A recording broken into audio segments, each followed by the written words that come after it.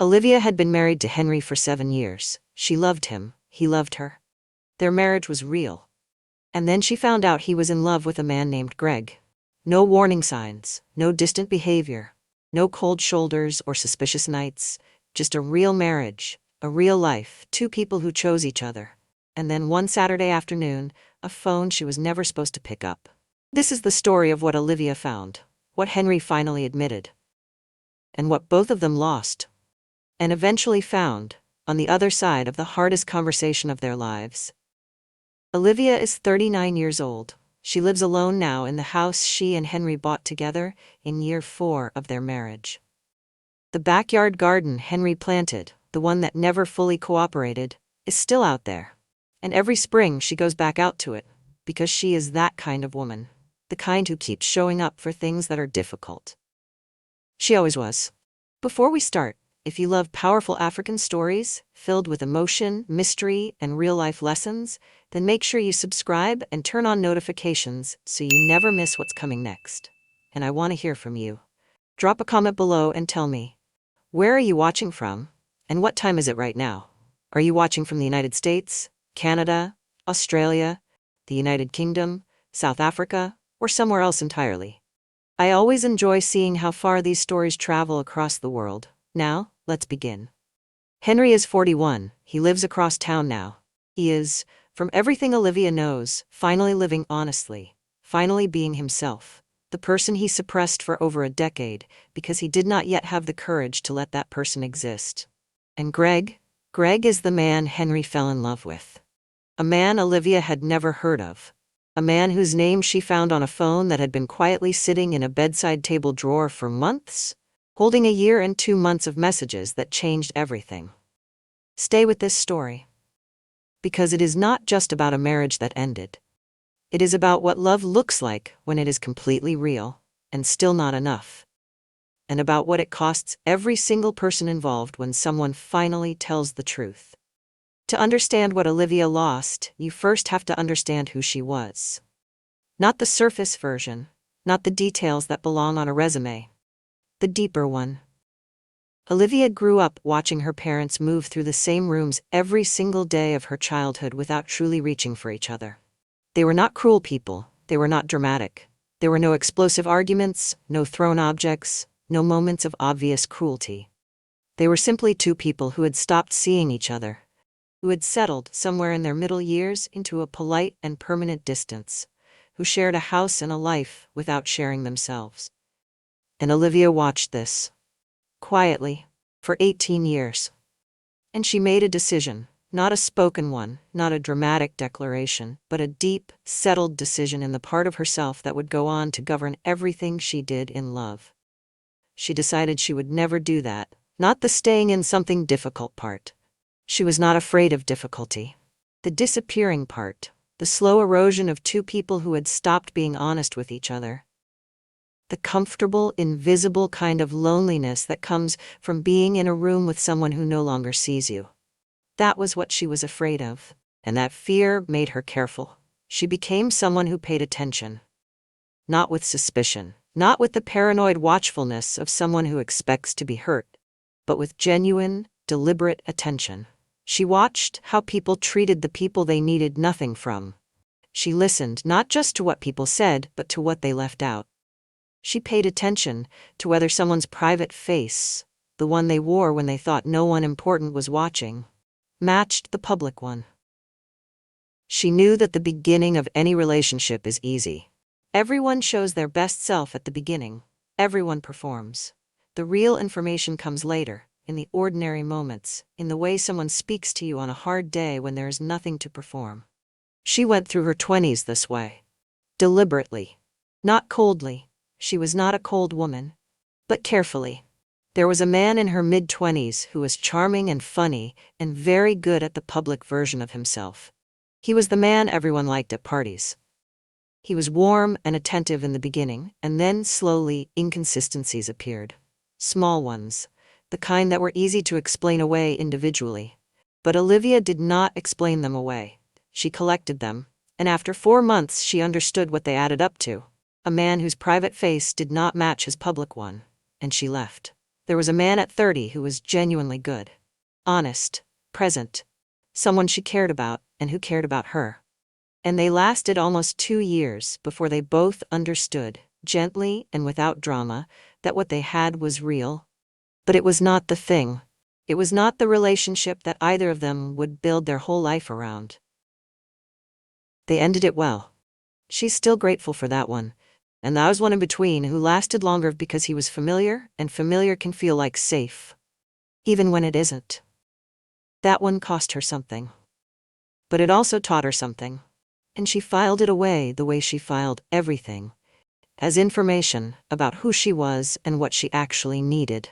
By 31, Olivia had a career she was proud of. Friendships that had survived the years that thin everything casual out, and an apartment arranged exactly the way she wanted it. She was not unhappy. That is an important thing to say clearly, because this story could be misread as one about a lonely woman who was finally completed by love and then destroyed by its absence. That is not what this is. Olivia was whole before Henry. She was not waiting to be saved. She was living a life that belonged to her, and she was open, in a general and unhurried way, to the possibility of adding someone worth adding. Henry appeared at a birthday dinner for a mutual friend. Not dramatically. Not with any particular entrance. He was already there when she arrived, 2 seats down, talking to someone else, and she registered him the way you register furniture in a room you have just walked into. Present, noted, nothing more. They ended up in conversation around the middle of the meal, the way it sometimes happens at the right kind of dinner table. Someone makes a comment, someone else responds, and suddenly 2 people are talking past the people between them, without having planned to. Henry was 33 at the time. He worked in finance. He was not the tallest man at the table, or the loudest, or the most immediately striking. He was someone you had to pay attention to before you understood what he was. And Olivia paid attention. What she noticed first was that he was funny without performing it. The humor was dry and specific and arrived without setup, without the look that men sometimes give when they want you to register that they have just said something clever. He just said it and moved on. What she noticed second was that he listened. Not in the polished, slightly performative way of someone who has been told that good listeners are attractive. Actually listened. When she was in the middle of a story, he asked a question that could only have come from someone who had been tracking every sentence, not waiting for a gap to speak. What she noticed third, and this was the one that stayed with her on the drive home, was that he seemed entirely comfortable being exactly who he was. No performance. No gap between what he presented and what she sensed underneath. He was just himself, entirely, without apology or effort. She thought about him on the drive home. Not obsessively, not in the way that signals the beginning of something overwhelming, just warmly, the way you think about an unexpectedly good meal. He texted her 2 days later, through the mutual friend, with a message that was exactly 2 sentences. I had a great time talking to you on Friday. Would you want to get coffee sometime? No game playing, no strategic delay, no performance of casualness designed to make her feel she needed to work for his attention. Just a direct, honest question from someone who knew what he wanted and asked for it plainly. She said yes. Coffee was 1 hour, it became 2. She drove home thinking this person is interesting in the specific way that interesting actually means something. Not novel, not shiny, not performing novelty. But genuinely worth knowing. The second date was dinner. The third was a 4-hour walk that neither of them noticed was 4 hours. The fourth was a Sunday afternoon that started as one plan and became something else entirely because neither of them wanted it to end. And each one confirmed the same thing. Henry was consistent. That word, consistent, does not sound like the most romantic thing in the world.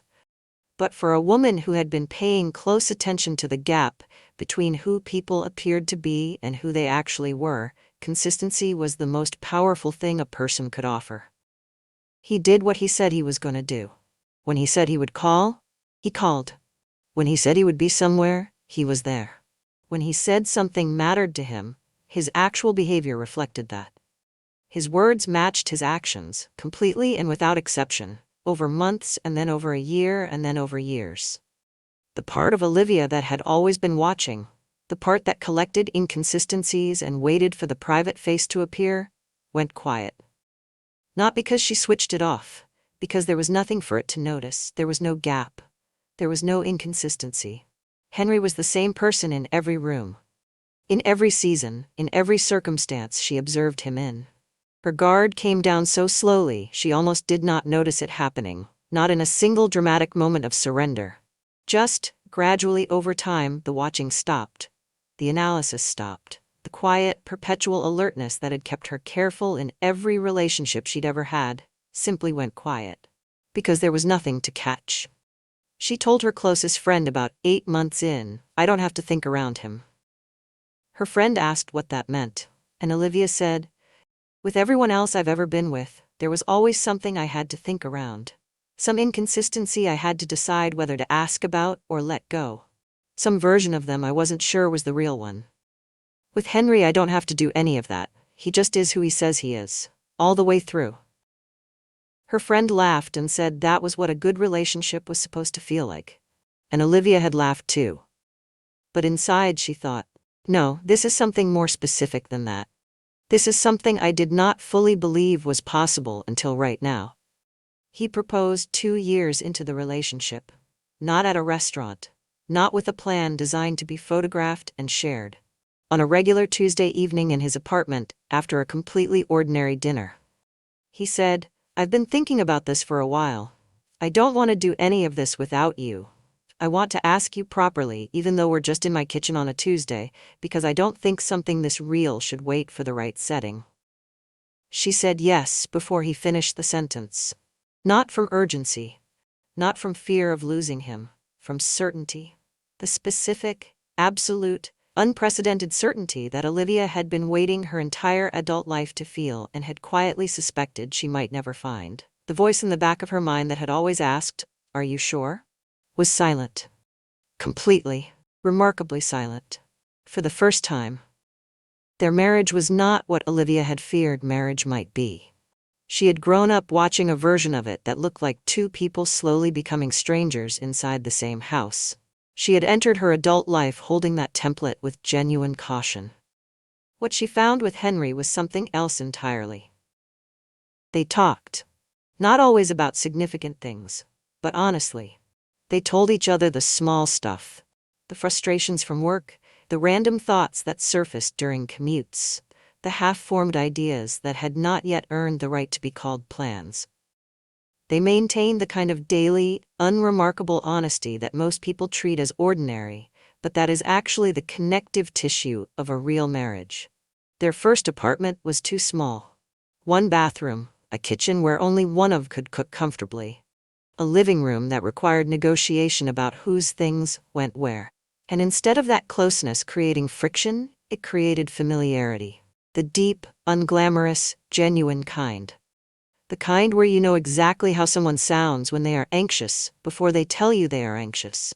Where you know what they need and when to give it versus when to leave them alone. Where you stop asking and start simply knowing. Olivia learned Henry's rhythm. She learned that he went quiet when he was stressed. Not cold, not distant, just quiet. And that the difference mattered. And that she had to learn to ask instead of assume. She learned that he needed more alone time than she did. That it was not personal. That it was just the architecture of who he was. And that giving it to him without manufacturing a problem around it was one of the most loving things she could offer. She learned that he processed difficult emotions slowly. That he was not someone who could have a hard conversation in the moment of the hard thing. He needed time to locate the words. She learned to give him that time, even when every instinct in her pushed toward immediate resolution. Henry learned Olivia's rhythms too. He learned that when she was sharp, when that particular edge appeared in her voice, it was not about him. It was what happened when she was overwhelmed and had not yet admitted it to herself. He learned to create space for that without withdrawing, without making her feel like she was too much. He learned that she needed to be heard before she needed to be helped. That the fastest way to make her feel alone in a conversation was to offer solutions before she felt understood. He was not naturally wired to listen that way. His instinct was to fix. But he retrained the instinct, because she mattered enough to retrain it for. In their 4th year of marriage, they bought a house. Small by most standards. 3 bedrooms, a backyard that was more ambition than square footage, a kitchen with not quite enough counter space. They paid slightly more than was comfortable and decided it was worth it, which is perhaps the most universally human decision anyone ever makes about a house they love.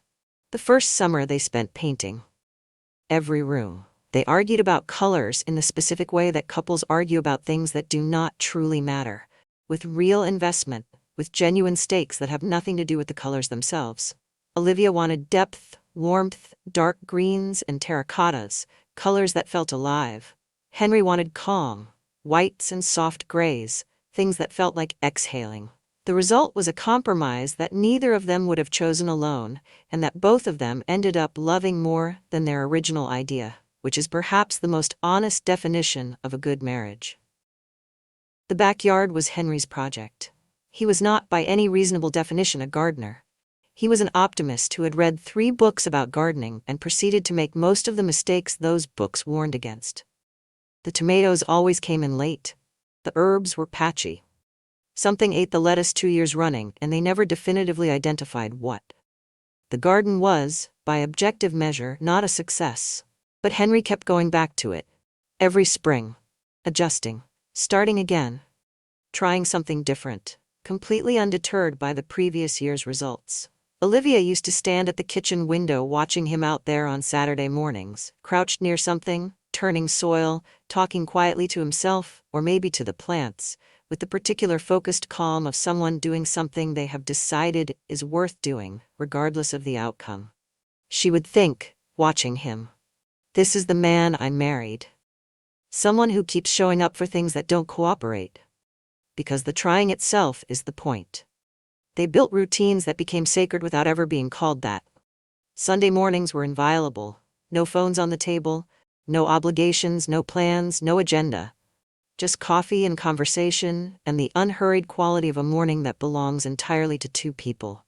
Friday evenings were cooking together. Something new every week.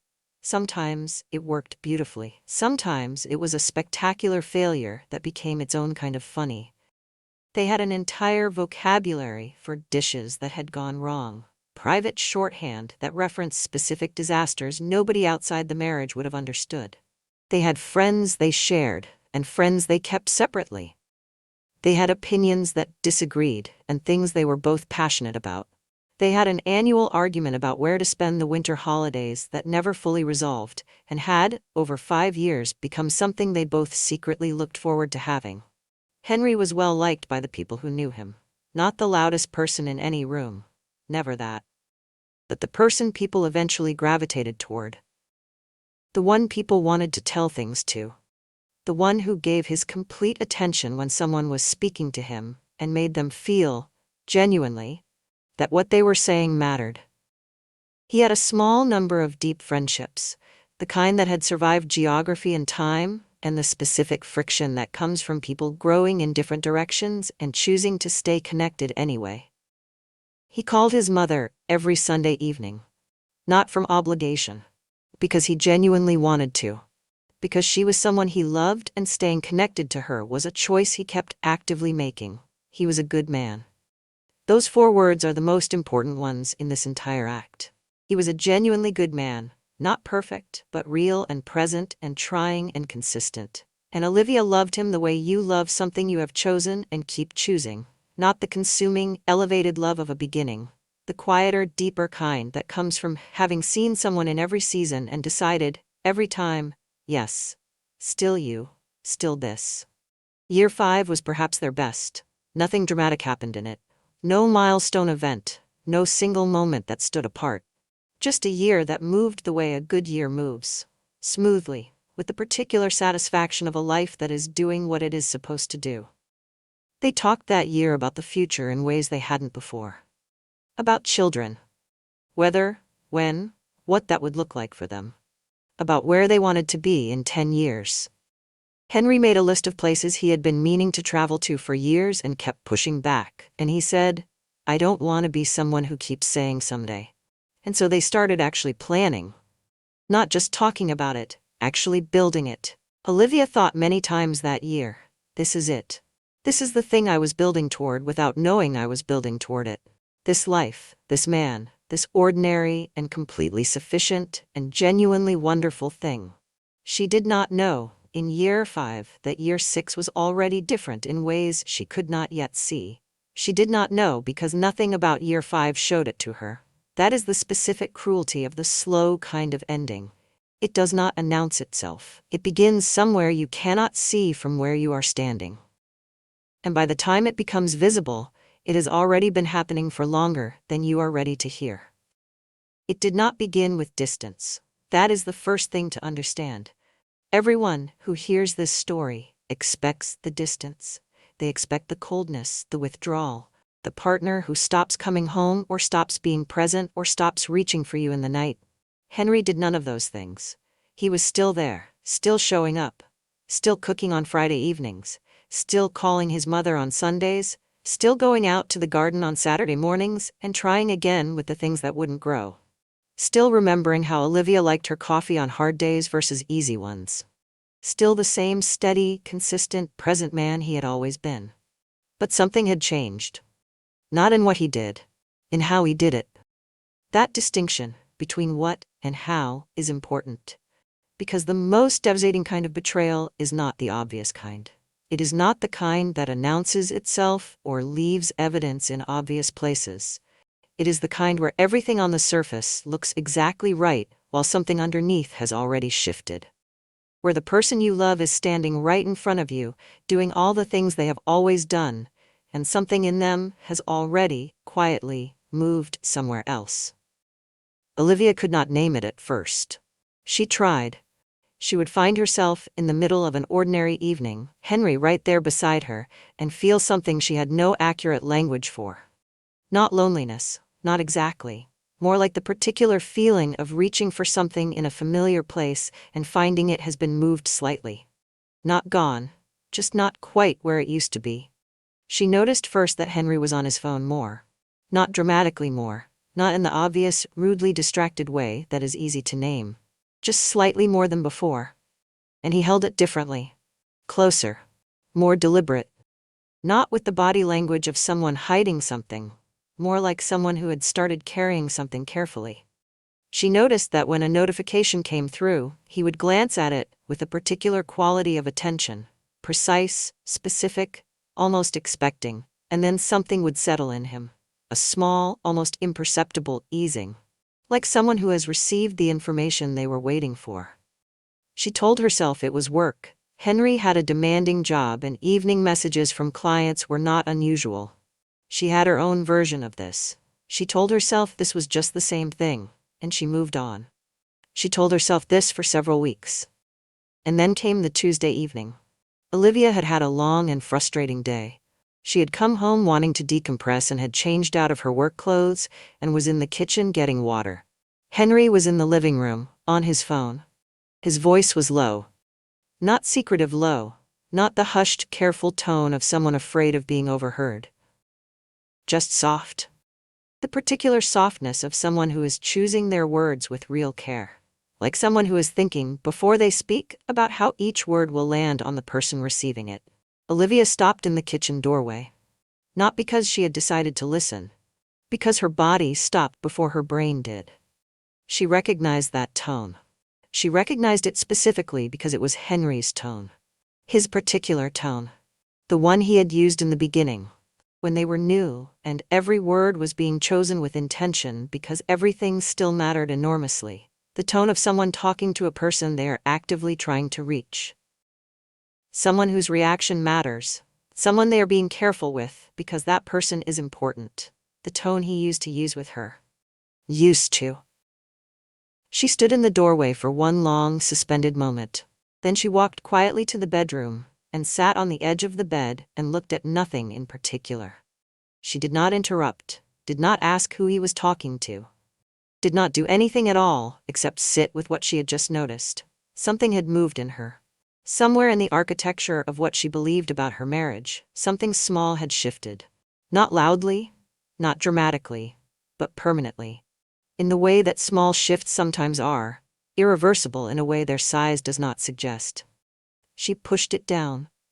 She had always been good at distinguishing between her anxiety, the kind that manufactured problems, and her instinct, the kind that noticed real ones. And she was genuinely not yet certain which one this was, because everything about Henry's behavior, examined individually, had a reasonable explanation. A busy period at work, a friend going through something, natural fluctuations in the energy of a long marriage. She had read about these things. She knew they were real and normal and not automatically signs of something wrong. So she pushed it down. And life continued. And the question stayed quiet. For a while. And then one evening she was walking down the hallway toward the bedroom, and Henry was at the far end of the hall, his back to her, phone at his ear. She was not eavesdropping. She was just walking down her own hallway. And she heard him say, quietly, with a warmth she recognized and had not expected to hear directed at someone else. "Greg, I know. Just hold on a little longer." She kept walking. She did not stop. She walked into the bedroom, closed the door quietly behind her, and sat down on the edge of the bed. And she thought about those 6 words, not their surface meaning, their weight, their texture, the specific intimacy encoded in them. Just hold on a little longer. That was the language of someone managing another person's emotional state. Of someone who had enough of a relationship with another person to have a role in how they felt.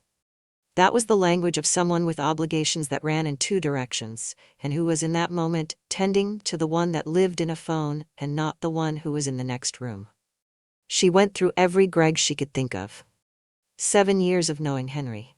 5 years of marriage. She had met his friends, his colleagues, his family. She had heard every name that mattered. There was no Greg. She was certain. There was no Greg. That night she lay beside her husband and listened to him breathe and thought, you are either building something out of nothing, or you already know. And the terrifying thing was that she could not yet tell which one was true. After the hallway, Olivia started paying attention differently. Not with the manic energy of someone who has already made up their mind. Not setting traps. Not looking for something specific to confirm a conclusion she had already reached. Just paying attention.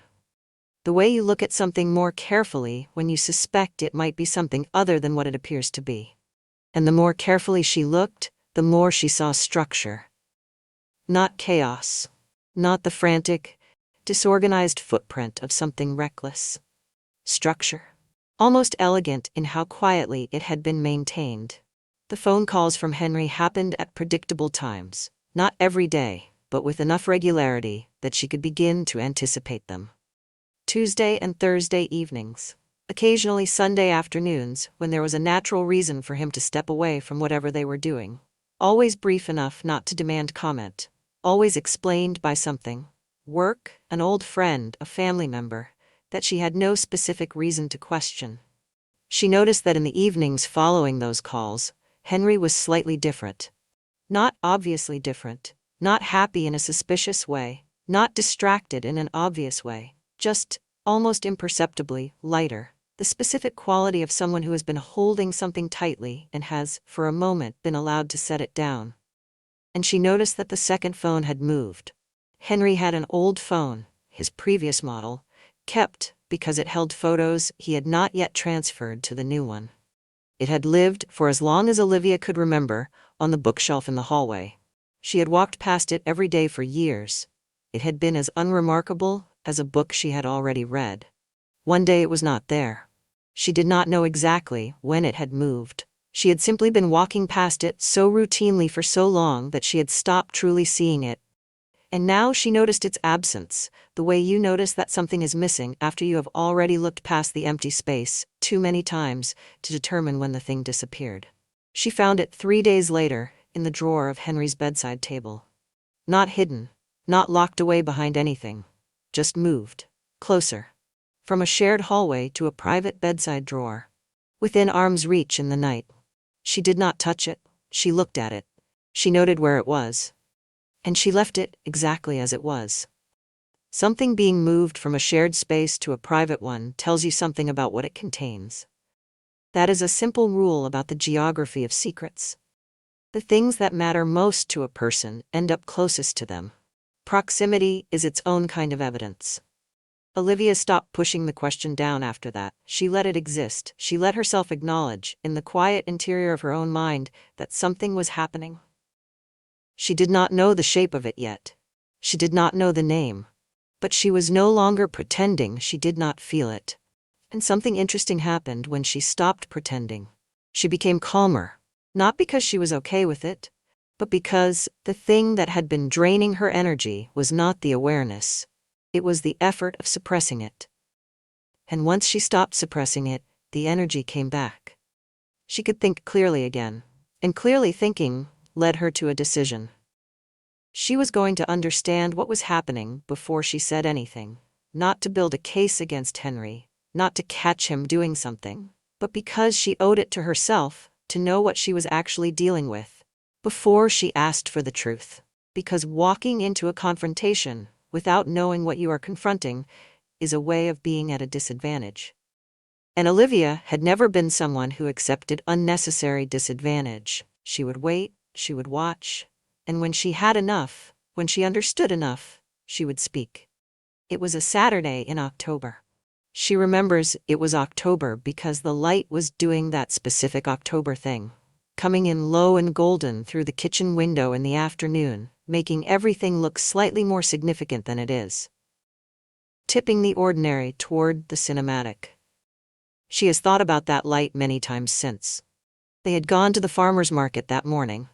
A routine they had kept for years, walking the same path, stopping at the same stalls, arguing in their practiced and comfortable way about the same things. Henry always bought tomatoes that were slightly too expensive because he said the beautiful ones tasted better. A claim Olivia had been debating for 6 years without either of them moving an inch. That morning, he also picked up cilantro. Olivia had always hated cilantro. Henry had always loved it. They had been having the same argument about this specific herb since the 2nd month of their relationship, and it had long since graduated from genuine disagreement into something else. A ritual, a shorthand, a private performance they both enjoyed putting on. He held it up. She looked at it with theatrical disdain. He put it in the basket. She shook her head. They both knew how it would go. They drove home with the tomatoes and the cilantro. They put on music. The morning was easy and ordinary and good. One of many hundreds of good ordinary mornings they had shared. In the afternoon, Henry said he needed to take a work call. He said it apologetically, the way he always did when work reached into a weekend. He took his phone, his current phone, the one he always carried, and he went outside to the backyard. She could see him through the kitchen window, walking slowly near the garden, the October light on him, his voice low and inaudible through the glass. Olivia was on the couch with a book. She read several pages without absorbing a word. She was aware of him out there through the glass in the way she had been aware of him out there many times before. It was a familiar kind of awareness. It should have felt ordinary. It didn't, quite. And then the second phone buzzed. From the bedroom. From the bedside table drawer, where she had found it 3 weeks before, and had not touched. The small specific sound of a phone receiving a message. She heard it clearly.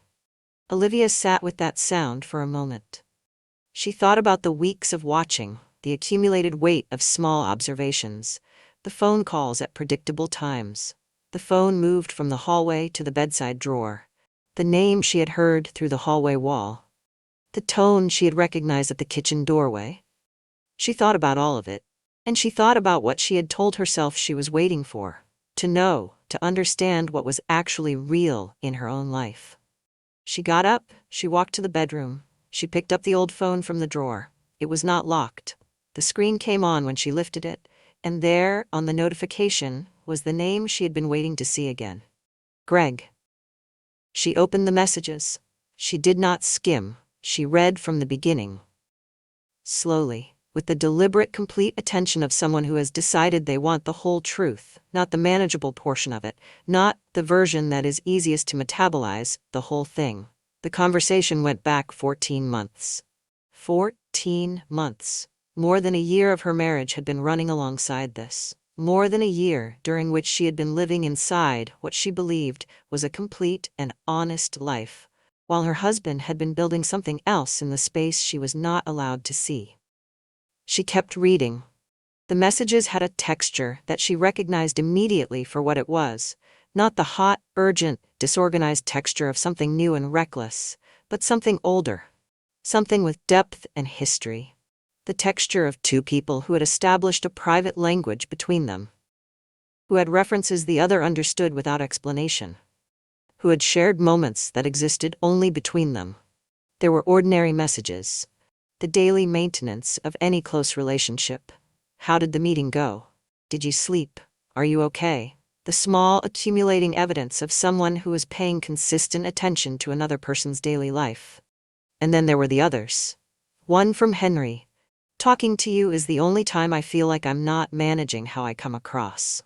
One from Greg. I know this is complicated. I need you to know it's real for me. All of it. I'm not going anywhere. And one from Henry. The one she would read 3 times, the one she would come back to in her mind for months afterward, that said, I think you might be the only person alive who actually knows me. Olivia set the phone down very carefully. Exactly where she had found it. She walked back to the living room. She sat back down on the couch. She picked up her book and looked at the page without reading it. Through the kitchen window, Henry was still in the backyard, still walking near the tomatoes in the October light, phone at his ear, looking exactly like the man she had married. Exactly. And he was. That was the thing she had to hold carefully, like something that could break.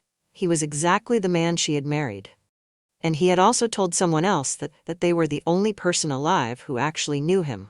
Both things were true, in the same person, at the same time. He came inside 20 minutes later. He was slightly lighter in his step, the specific, barely perceptible lightness of someone whose conversation went well. He said the call was work, nothing interesting. He asked if she was hungry. She said not yet. And they moved through the rest of the afternoon the way they always had. Side by side, in the house that held their life, while she carried everything she had just read, and said nothing. Not from cowardice, from the deliberate, earned calm of a woman who knew exactly when she would speak and had decided it was not yet. She did not say anything to Henry for 5 days. Anyone who has not been in a moment like this will ask why. Why would you live alongside someone for 5 days with that knowledge inside you and say nothing? Why not confront immediately, get the truth, begin whatever has to happen next? Because Olivia was not ready. Not in the way people mean when they say not ready and mean afraid. She was not afraid of the confrontation. She was using those 5 days, deliberately, to understand what she was actually dealing with before she had to respond to it. Because there is a difference between knowing that something is happening and understanding what it actually is. And Olivia needed the understanding before the conversation. She read in those 5 days. Not hunting for information. More like opening doors she had always walked past without going through. She read about emotional infidelity. About what it means when the intimacy a person gives to someone outside their marriage is not physical, but emotional. About the research, and there is research, showing that many people, particularly women, describe emotional betrayal as equally or more devastating than physical cheating. Because what is given away in an emotional affair is not the body, it is the inner world, the honest version of a person, the parts of themselves they reserve for the people they trust most. Henry had given Greg his inner world. He had told Greg that Greg was the only person who actually knew him. He had, in a very specific and irreversible sense, given Greg something he had never given Olivia. That was the wound she needed to locate and name before she could speak clearly about it. She also read about lavender marriages, the term for marriages in which one or both partners are gay or bisexual, but present publicly as a heterosexual couple. Sometimes these arrangements are mutual and consensual. Sometimes they are built on one partner's suppressed or unacknowledged identity. Sometimes the partner who is not queer does not know. Sometimes they know and choose to stay. Sometimes they are the last to find out. She read about mixed orientation marriages, about the particular complexity of loving someone who is queer inside a marriage that was built on a different assumption. About the cost it carries, not just for the betrayed partner, but for both people. For the one who spent years suppressing a true identity in order to maintain a life they had built around the silence. And for the one who loved them fully, without knowing the full picture they were loving. Something clarified as she read. Slowly. Not a sudden revelation, more like a photograph developing. The image becoming clearer, not in a single moment, but in a progression you only recognize as complete when you can finally see the whole thing. What had happened in her marriage was not simple infidelity. It was more complicated and more human than that. Henry had not deceived her from selfishness.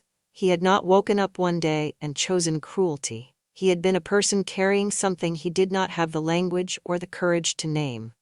And in staying silent, in building a life around the silence rather than around the truth, he had made a decision that cost Olivia something she could never get back. Her choice. He had taken her ability to choose with full information, to decide, for herself, what she was willing to enter and willing to stay in and willing to build her life around. And that was the specific harm. Not who he loved. But that she was not given the truth she deserved in time to make her own decisions. She watched Henry in those 5 days with the fullness of someone who has finally stopped looking at part of the picture. She watched him call his mother Sunday evening, warm and attentive and present the way he always was with the people he loved. She watched him in the backyard Monday morning before work, crouching near the tomato plants that had finally started to come in, checking each one with the patient care he brought to things he had decided were worth caring for. She watched him be, in every visible way, the man she had fallen in love with. The man she had married. The man she had trusted completely. And she thought, all of this is real. His love for his mother is real. His care for this garden is real. His presence in this home is real. And also, underneath all of that, running alongside all of that for longer than she had known, there is something he has been carrying that she was never given the right to know about. Both things, true at the same time, in the same person. That was what she needed to be able to hold before she spoke. And by Wednesday, she could hold it. It happened on a Wednesday evening. Nothing marked it as the day from the outside. Cool evening, early dark, both of them home by 7. Henry was making dinner. Olivia was at the kitchen table with her laptop, the pretense of working. The kitchen smelled like the olive oil Henry always used slightly too much of. The radio was on low. It was an evening they had had hundreds of times. Olivia closed the laptop. She looked at her husband standing at the stove. And she said, I know. Henry did not drop what he was holding. He did not spin around or ask what she meant or reach for any of the deflections that might have been available to him. He turned, slowly, and he looked at her. And Olivia saw something on his face that she had not prepared herself for. Not panic. Not the calculating look of someone trying to manage a situation. Relief. The relief was physical, visible. The particular exhale of someone who has been holding something for a very long time and has just been told they can put it down. It told her, before he said a single word, that some part of Henry had been waiting for this. That the weight of the secret had been wearing on him. That he was, in this moment, not the person who had been caught, but the person who had finally been found. She noted that. She filed it. She would come back to it later, in the months ahead, when she was trying to understand the full shape of what had happened. He set down what he was cooking. He walked to the table. He sat down across from her, not defensive, not evasive. Present, fully, genuinely present in the way he had always been. Is it Greg? Olivia asked. Her voice did not shake. She had anticipated that it would. She had spent 5 days imagining this moment, and in every version her voice had done something. Tightened, or cracked, or carried the tremor of something too large. But in the actual moment she was steady. Because real grief is not always loud. Real grief, when it is fully processed, often comes out very quiet. And Olivia had been processing for 5 days. Henry held her gaze. He did not look away. He did not reach for anything softer than the true answer. Yes, he said. One word. Yes, the most honest word Henry had spoken in over a year. And the word that ended the marriage. They sat in that silence together for a moment. Not the tense, loaded silence of two people about to fight. Just silence. The kind that holds space for something enormous without trying to rush it along. How long? Olivia asked. Over a year, Henry said. She nodded. She had already known. But knowing and hearing are different things. They always are. Is it just him? She asked. Yes, he said. Just him. And how long have you known about yourself, not about him, about who you are? Henry was quiet for a long time. Not avoiding the question. Sitting with it.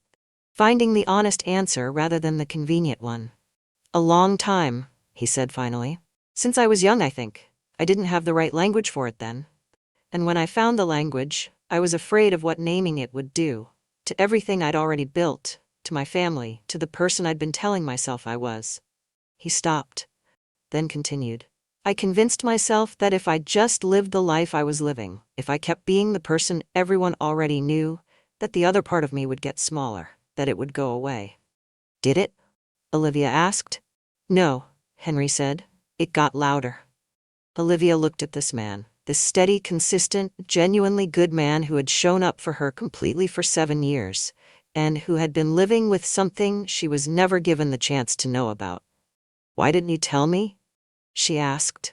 Before the marriage, when you were deciding to build a life with me. Why didn't you tell me then? Henry looked at the table, then back up at her. Because I loved you, he said. Because I genuinely did. And because part of me believed that loving you was enough to make the rest of it untrue, and because I was a coward about the parts of myself I hadn't found the courage to live with yet. None of those are good enough reasons, I know that. But they're the true ones. I care about you, Henry said. I've always cared about you. What we had was real. I need you to understand that none of it was performance. I know it was real, Olivia said. And she meant it.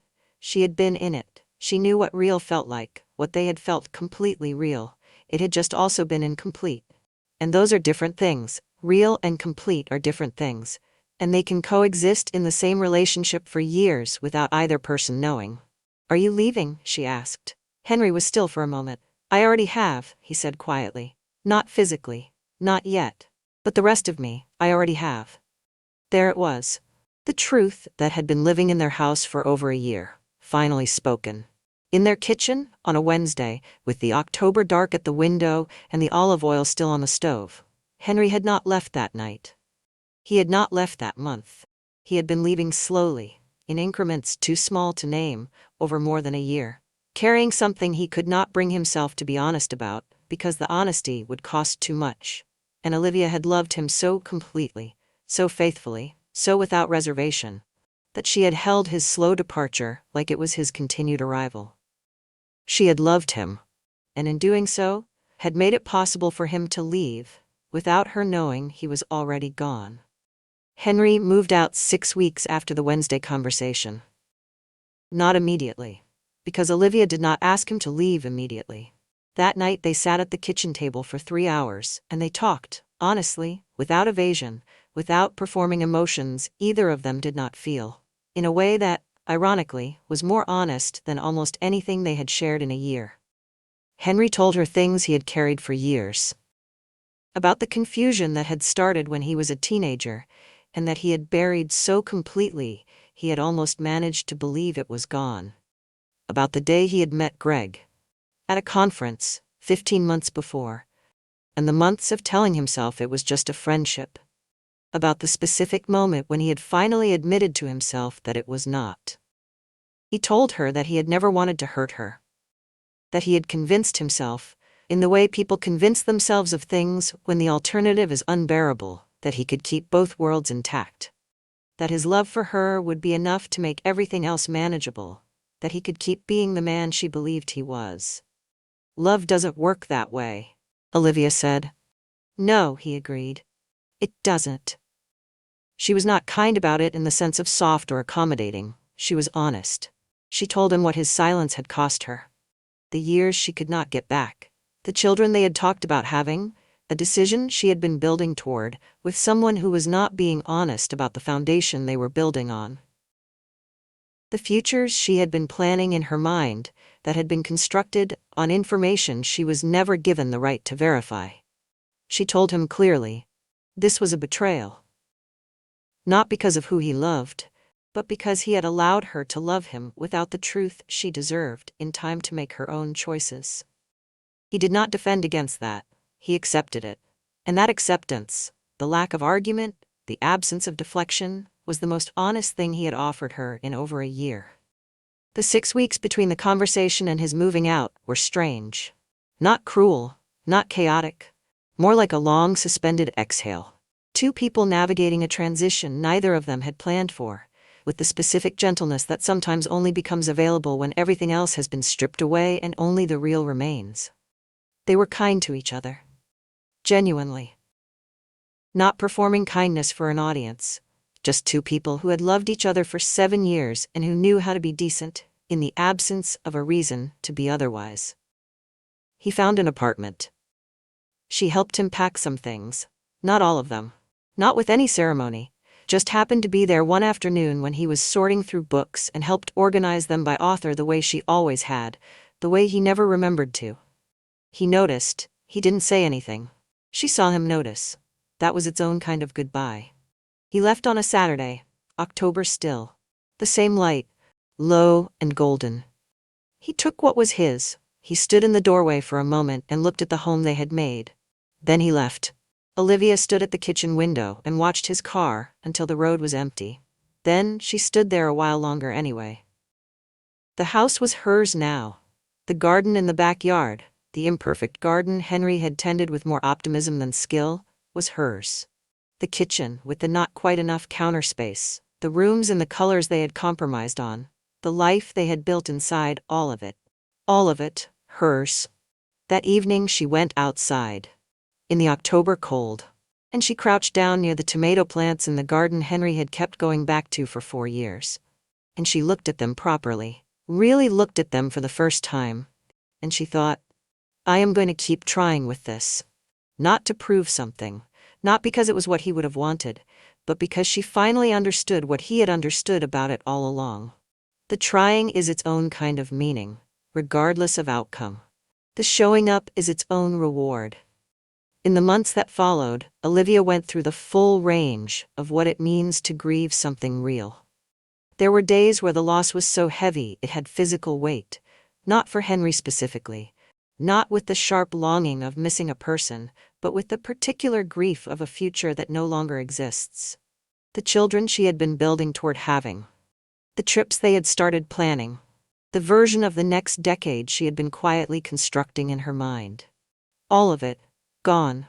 Not because someone had died, but because the foundation it was built on turned out to be different from what she had been told. There was anger, the hot, honest kind. The kind that comes from being wronged in a specific way, not by cruelty but by omission. By someone who loved her and still denied her the truth she needed. She gave the anger the space it deserved. She did not perform it, and she did not suppress it. She let it move through her at the pace it needed to move. There was confusion. The disorienting feeling of not knowing which memories to hold differently and which to keep intact. Because not everything was false. Almost nothing was false. The love Henry had given her was real. The home they had built was real. Every Sunday morning, every Friday evening in the kitchen, every argument about paint colors and herbs that wouldn't grow, all of it was real. None of it was performance. It was just incomplete. And that complicated the grieving in ways she had not anticipated. Because you cannot grieve a lie the same way you grieve something real. And this had been real. She spoke to a therapist. Not because she was falling apart, she was not. But because she believed in not carrying large things alone when you did not have to. This was the largest thing she had ever had to carry. It seemed reasonable to not carry it alone. The therapist asked her, several months in, do you feel like the love you gave him was wasted? Olivia thought about it seriously, the way she thought about everything that mattered. No, she said, because it was real when I gave it. And I gave it fully. And that's not a mistake, that's just what it means to love someone. Even if they couldn't give it back the same way? The therapist asked. Even then, Olivia said. Olivia and Henry still speak occasionally. Not often. On birthdays. When something happens that one of them thinks the other should know. There is no bitterness between them. Not the performed absence of bitterness, but the genuine kind that comes from doing the actual, private, non-linear work of understanding something complicated until it no longer has power over you. Henry is doing better, living more honestly, being, finally, the full version of himself that he suppressed for too long.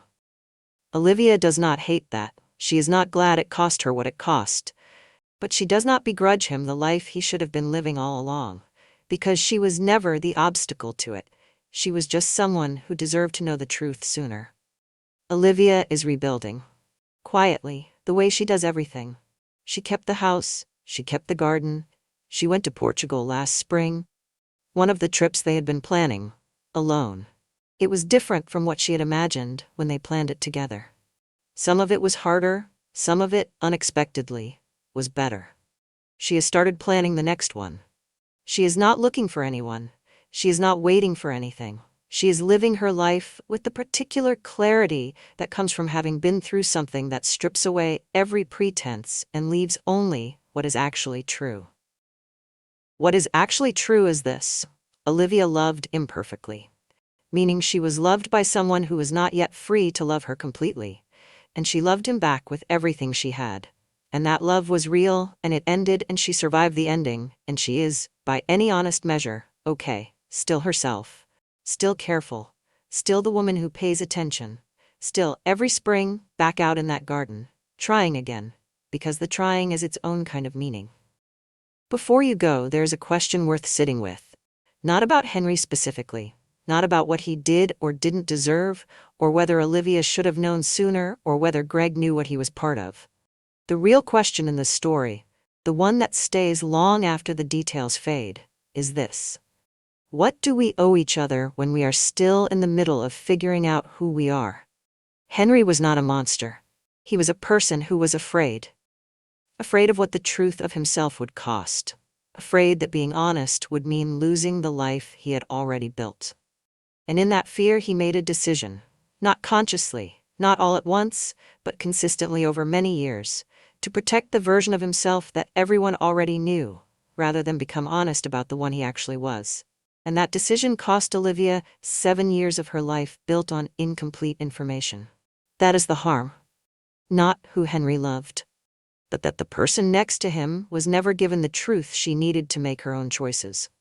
Some betrayals come from hatred, some come from selfishness, some come from carelessness, and some come from weakness, and some, like this one, come from someone finally being honest about something they spent years being too afraid to say.